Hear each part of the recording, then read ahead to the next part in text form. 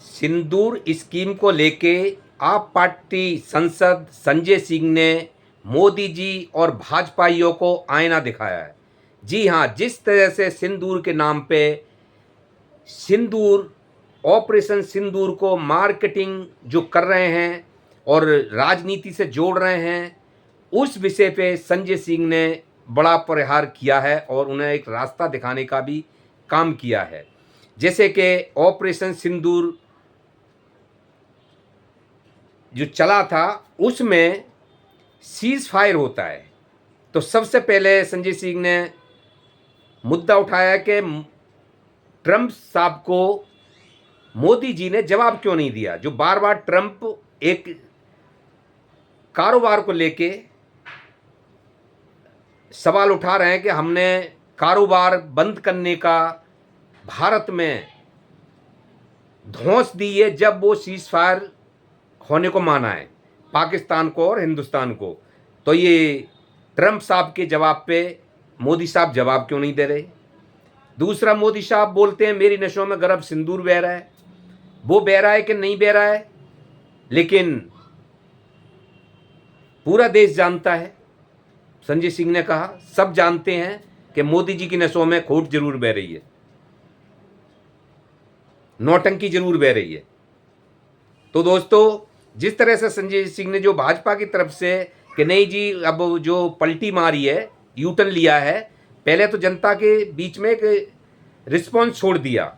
वो देखना चाहते थे कि सिंदूर घर घर जाएगा तो इसका क्या रिस्पॉन्स आएगा, लेकिन जनता जो है भड़क गई, लेड से जो है देश की भड़क गई कि हम क्यों भाजपाइयों को सिंदूर लेंगे। तब उन्होंने ये स्कीम वापस ली है और संजय सिंह ने कहा कि लेड से क्यों लगाएंगी भाजपाइयों के नाम का सिंदूर। क्या मनोहर लाल धाकड़ लेके जाएंगे सिंदूर घर घर, और लेड से क्यों लगाएंगी, अपने पति के नाम के लगाएंगी। भाजपाइयों को खरीदा हुआ दिया हुआ सिंदूर फ्री का क्यों लगाएंगी। सब लेड से अपने नाम, अब जो स्वागन है वो अपने पति के नाम का सिंदूर लगाती हैं। तो कि ये राशन समझ रही है भाजपाइयों ने कि राशन है 5 किलो घर पहुंचा दो। सिंदूर की कीमत भी पता है, वैल्यू भी पता है कि क्यों लगाया जाता है। तो शायद मोदी जी ने इसको खेल समझ लिया था कि एक जनता के बीच में रिस्पॉन्स छोड़ा था कि देखें पब्लिक का क्या रिएक्शन आएगा, और वो रिएक्शन उल्टा पड़ा और उनके लिए फिर ये यू टर्न लेना पड़ेगा, ये स्कीम कैंसिल करनी पड़ गई। जबकि हर चैनल पे एक बिगर उसके थोड़ा ही चल जाता है। तो संजय सिंह ने काफ़ी चीज़ें बोलते हुए ये कहा कि मोदी जी को जो हमारे पहलगाम में बहनों के सिंदूर उजाड़े थे वो उग्रवादी हैं कहाँ पे अभी तक, और वो कैसे 200 किलोमीटर अंदर आए और उन्होंने फिर कांड कर दिया, और कांड करके फिर गए कहाँ, पकड़ में आए या नहीं आए, क्या हुआ उनका कोई उस पर जवाब देंगे। उस चीज़ का कोई जवाब नहीं है। मोदी जी पहलगाम हमला सुनने के बाद आते हैं बाहर से, लेकिन नहीं तो पहलगाम जाते हैं उनका दर्द बांटने के लिए, नहीं संसद में जाते हैं, नहीं सर्वदलीय बैठक में पहुंचते हैं, लेकिन जाते हैं तो कहाँ, बिहार जाते हैं।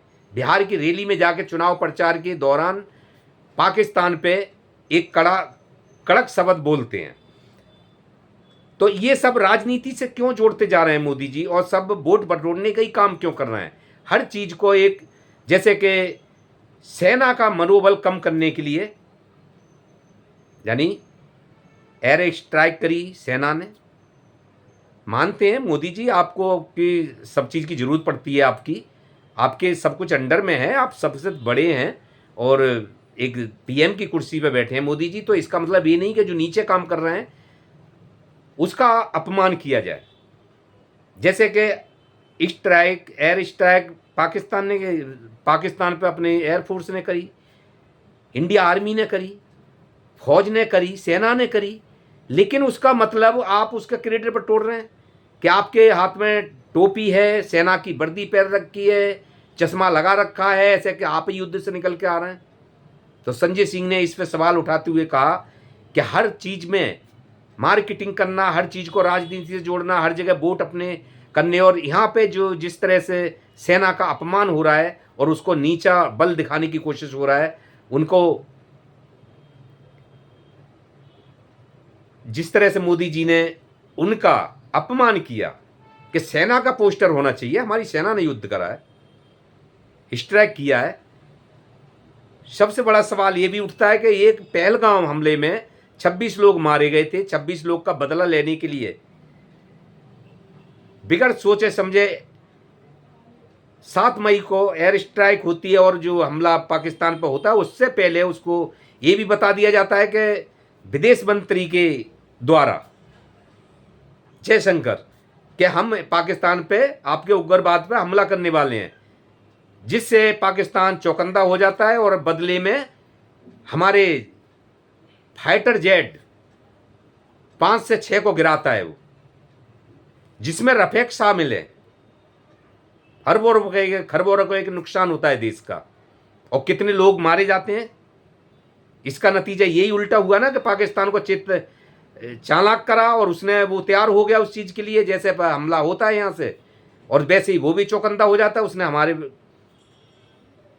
फाइटर जेट गिराए, क्योंकि ये बयान तो जो सेना के जनरल हैं अनिल चौहान, उन्होंने जाके सिंगापुर में दिया है। हिंदुस्तान में किसी को खबर नहीं, नहीं सरकार ने बताया, नहीं अनिल चौहान ने बताया, अपने बयान में सिंगापुर में जाके कहा ये बात। और जब हड़कंप मचा है पूरे भारत में, जब सवाल पूछने को सब तैयार हुए हैं, तो ये तो एक 26 लोगों की बदला लेने के लिए और भी कुछ देश का गमाया, क्या ये बिगर प्लानिंग थी या फिर इसका कोई प्लानिंग के हिसाब से नहीं चला था। लेकिन जो अनिल चौहान ने जो बताया कि सवाल ये नहीं उठता हमारे कितने फाइटर जेट गिरे थे, सवाल ये उठता है क्यों गिरे थे, और हमने उनसे एक सीख ली। तो सीख क्या पाकिस्तान से अब लेने को बैठी थी फौज, या फिर इनको टेक्नोलॉजी नहीं मिली इस वजह से फाइटर जेट हमारे गिरे थे। तो दोस्तों 11 साल की सरकार में भाजपा ने, मोदी जी ने फौज मटेरियल पे ध्यान ही नहीं दिया है। सिर्फ ध्यान दिया है तो अपनी कुर्सी के ऊपर, या फिर संसद तोड़ने को, विपक्ष को खत्म करने के लिए, या फिर घूमने फिरने पे। और घूमने फिरने में क्या गुडविल बनाई है कि ऑपरेशन सिंदूर के दौरान पाकिस्तान के साथ तो चीन खुल के आ गया था, लेकिन हिंदुस्तान के पास कौन खड़ा था, हिंदुस्तान के साथ कौन खड़ा था। तो इससे पता लगता है कि मोदी जी ने देश और विदेश घूमकर कितनी अच्छी गुडविल बना रखी है देशों के बीच में, कि कोई देश साथ नहीं देने को तैयार था, खुल के सब गोलमाल कर रहे थे। तो दोस्तों नमस्कार, बात से पहुँचती हैं। प्रेम सिंह को दीजिए इजाज़त। नमस्कार।